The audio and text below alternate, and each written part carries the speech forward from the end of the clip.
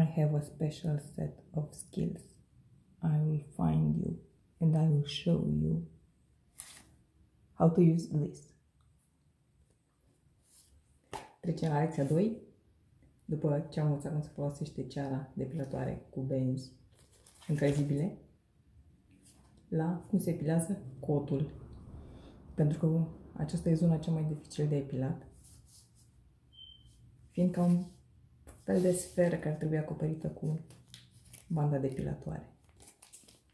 Am încălzit banda în mâini și acum o desfacem. Ieri am făcut exact această mișcare pentru a învăța cum să aplicăm ceara. Se mai încălzește un pic. Ceara se aplică în sensul de creștere a firelor de păr, iar cu o mișcare rapidă se dezlipește în sensul invers. Dezlipirea trebuie făcută cât mai paralel cu suprafața pe care a fost aplicată. Bun. Procedăm la fel. Creșterea firelor de păr puțin oblic, lipim, așteptăm, smulgem.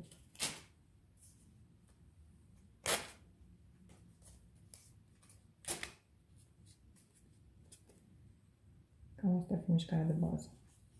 Lipim în sensul de creștere, așteptăm puțin să adere ceara la braț, pardon, să adere la piele și la firele de păr.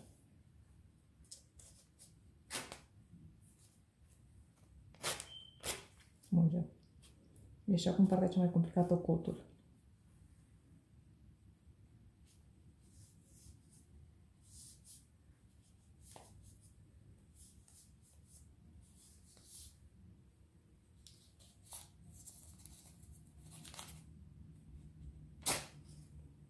O dată pe această parte și o dată pe partea cealaltă.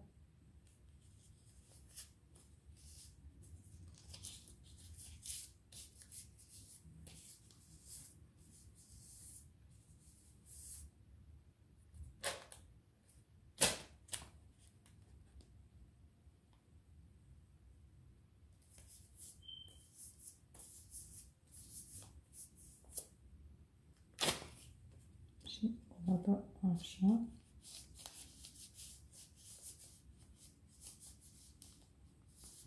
Repet, eu folosesc ceară liposolubilă, adică se dizolvă în grăsime. Cu fiecare pachet de benzi depilatoare vin 2 sau 4 șervețele, cu care veți șterge apoi ceara care a rămas pe piele. Asta a fost depilatul cotului. Urcăm. Zona aceasta, care este cea mai irigată, se poate învineți foarte ușor, de aceea o vom evita. Punem pe lângă. Bine, eu care mă cred un fel de expert, lucrez cu 2 benzi odată.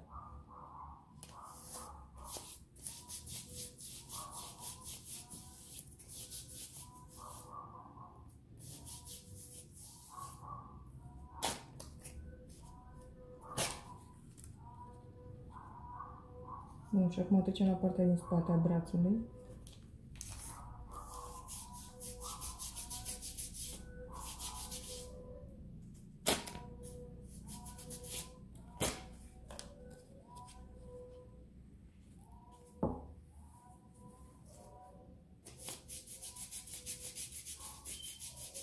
Una aderă, alta se smulge. Încă una.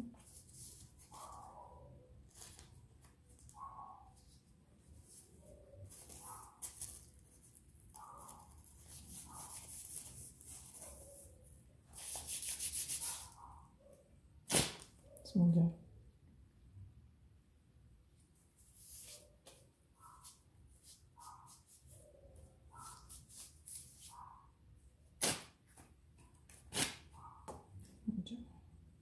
Și acum și mai frumos pe partea cealaltă a brațului.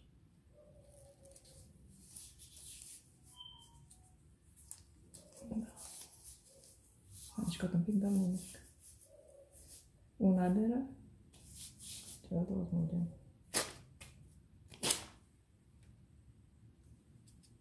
Și mai am un pic aici.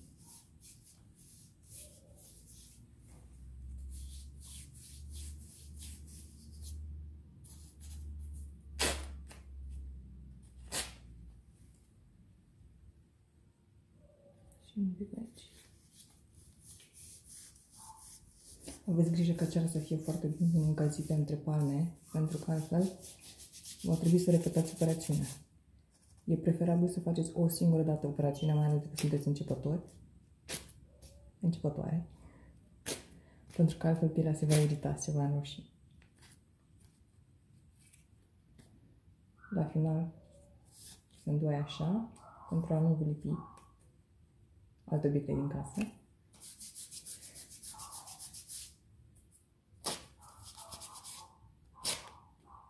Și am terminat și cu aceasta.